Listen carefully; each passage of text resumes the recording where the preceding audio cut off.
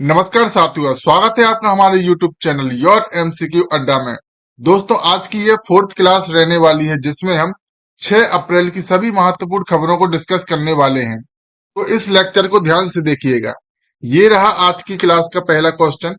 हाल ही में किस देश ने राष्ट्रमंडल खेलों की मेजबानी करने से इनकार कर दिया है?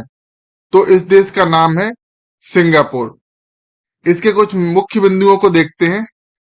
2 अप्रैल को सिंगापुर ने कथित तौर पर 2026 में होने वाले राष्ट्रमंडल खेलों की मेजबानी करने से इनकार कर दिया है। 2026 राष्ट्रमंडल खेलों की मेजबानी की व्यवहार्यता का अध्ययन राष्ट्रमंडल खेल सिंगापुर और स्पोर्ट्स सिंगापुर द्वारा किया गया है और खेलों की मेजबानी के लिए कोई बोली नहीं लगाने का फैसला किया गया है।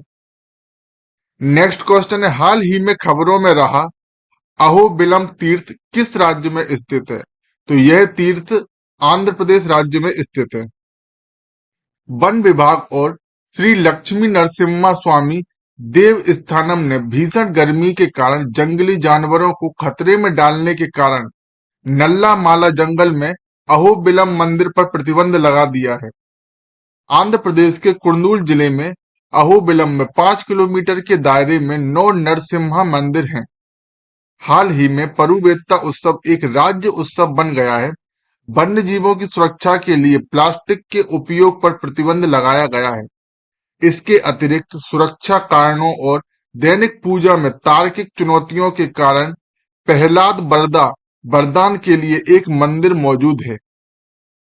नेक्स्ट क्वेश्चन है, हाल ही में किस संस्थान द्वारा अग्नि प्राइम नामक नई पीढ़ी की बैलिस्टिक मिसाइल का सफलतापूर्वक उड़ान परीक्षण किया गया है? तो इस संस्थान का नाम है डीआरडीओ। रक्षा अनुसंधान और विकास संगठन यानी डीआरडीओ और भारत के सामरिक बल कमान यानी एसएएफसी ने अग्नि प्राइम नामक नई पीढ़ी की बैलिस्टिक मिसाइल का सफलतापूर्वक उड़ान परीक्षण किया है। यह परीक्षण उड़ीसा के तट पर डॉक्टर एपीजे अब्दुल कलाम द्वीप पर हुआ। अग्नि पी, जिसे अग्नि प्राइम के नाम से भी जाना जाता है, डीआरडीओ द्वारा विकसित एक मध्यम दूरी की बैलिस्टिक मिसाइल है।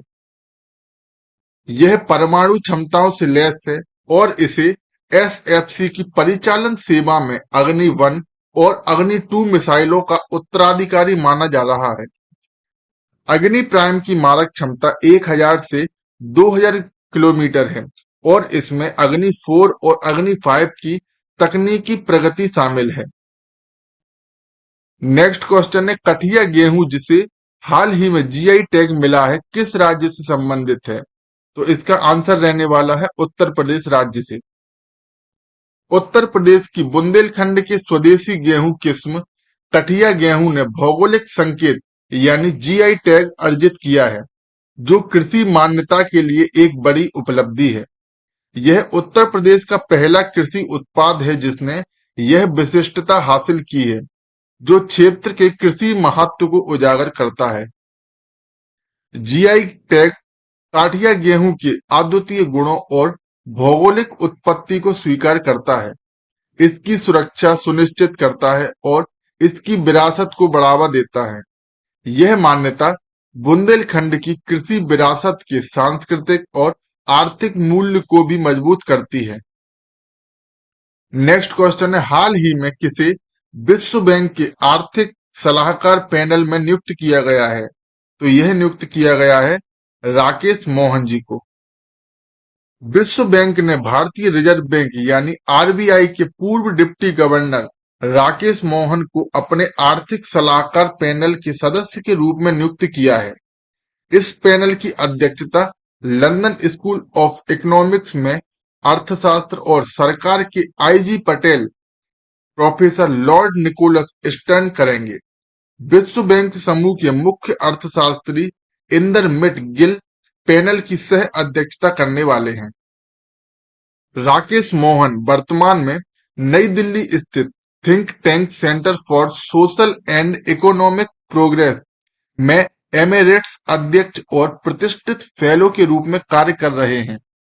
वह प्रधानमंत्री की आर्थिक सलाहकार परिषद के अंशकालिक सदस्य भी हैं। नेक्स्ट क्वेश्चन है पेरुंगम नल्लूर नरसंहार जो हाल ही में समाचारों में देखा गया है किस राज्य से संबंधित है?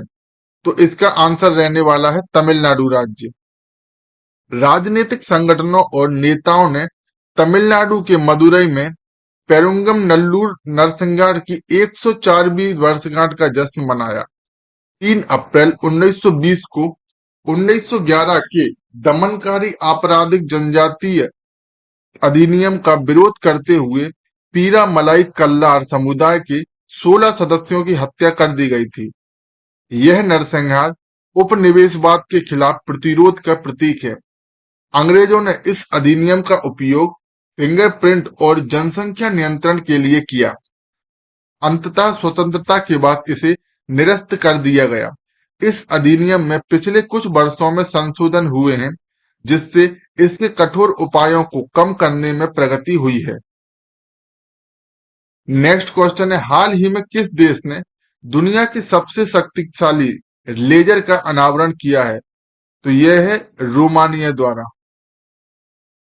रोमानिया ने दुनिया के सबसे शक्तिशाली लेजर का अनावरण किया जो नोबेल विजेता चिरप्ड पल्स एम्प्लीफिकेशन का उपयोग करता है।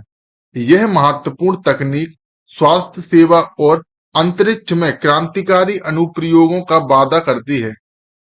रोमानिया के एक अनुसंधान केंद्र ने नोबेल भौतिकी पुरस्कार विजेता जेरार्ड मोरो और डोना स्ट्रिकलैंड के अभूतपूर्व आविष्कारों के आधार पर दुनिया के सबसे शक्तिशाली लेजर का खुलासा किया है। फ्रांसीसी कंपनी थेल्स द्वारा संचालित लेजर स्वास्थ्य सेवा से लेकर अंतरिक्ष अन्वेषण तक सभी क्षेत्रों में क्रांतिकारी अनुप्रयोगों का वादा करता है। नेक्स्ट क्वेश्चन है हाल ही में किस मंत्रालय ने उपकरणों के iOS पारिस्थितिकीय तंत्र के लिए MyCGHS ऐप लॉन्च किया है? तो इस मंत्रालय का नाम रहने वाला है स्वास्थ्य और परिवार कल्याण मंत्रालय।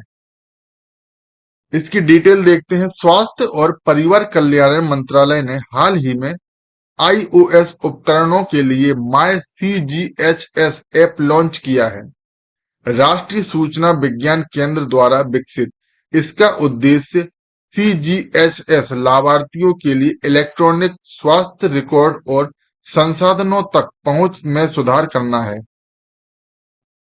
यह app appointment booking, lab report तक पहुंच और चिकित्सा प्रतिपूर्ति स्थिति की जांच करने जैसी सुविधाएं प्रदान करता है। नेक्स्ट क्वेश्चन है हाल ही में कौन से पूर्व प्रधानमंत्री राज्यसभा से रिटायर हुए हैं? तो इनका नाम है मनमोहन सिंह। पूर्व प्रधानमंत्री मनमोहन सिंह राज्यसभा से रिटायर हो गए हैं। 2 बार देश के प्रधानमंत्री रहे 91 वर्षीय मनमोहन सिंह के लिए यह बतौर सांसद यह आखिरी पारी थी। आपको बता दें कि मनमोहन सिंह के अलावा वर्तमान सरकार के 2 वरिष्ठ कैबिनेट मंत्रियों का कार्यकाल भी राज्यसभा से समाप्त हो गया है। राज्यसभा सांसद व केंद्रीय पर्यावरण मंत्री भूपेंद्र यादव व रेल मंत्री अश्विनी वैष्णव का राज्यसभा में कार्यकाल भी समाप्त हो गया है। मनमोहन सिंह का जन्म 26 सितंबर 1932 को हुआ था। वह एक अर्थशास्त्री, शिक्षाविद, नौकरशाह और राजनीतिज्ञ थे जिन्होंने भारत की अर्थव्यवस्था को आकार देने में अपनी महत्वपूर्ण भूमिका निभाई थी। उन्होंने 1982 से 1985 तक भारतीय रिजर्व बैंक में बतौर गवर्नर के रूप में कार्य किया और वह पीवी नरसिम्हा राव की सरकार में वित्त मंत्री के रूप में भी पदस्थ रहे थे। आज की क्लास का लास्ट क्वेश्चन है हाल ही में मतदान के लिए युवाओं को प्रोत्साहित करने के लिए निर्वाचन आयोग ने किस अभिनेता को शामिल किया है? तो इनका नाम है आयुष्मान खुराना। भारत के चुनाव आयोग यानी ईसीआई ने आगामी लोकसभा चुनाव में युवाओं को अपने मताधिकार का प्रयोग करने और उन्हें प्रोत्साहित करने के लिए लोकप्रिय अभिनेता आयुष्मान खुराना को शामिल किया है। 39 वर्षीय अभिनेता ईसीआई के अभियान वीडियो में शामिल हैं जो युवाओं से आगामी चुनाव में मतदान करने का आग्रह कर रहे हैं। आपको बता दें कि लोकसभा चुनाव 19 अप्रैल से 7 चरणों में संपन्न होने वाले हैं, जिसमें वोटों की गणना 4 जून को की जाएगी। धन्यवाद दोस्तों, आज की क्लास में बस इतना ही। आज की क्लास में हमने 6 अप्रैल की सभी महत्वपूर्ण खबरों को डिस्कस कर लिया है।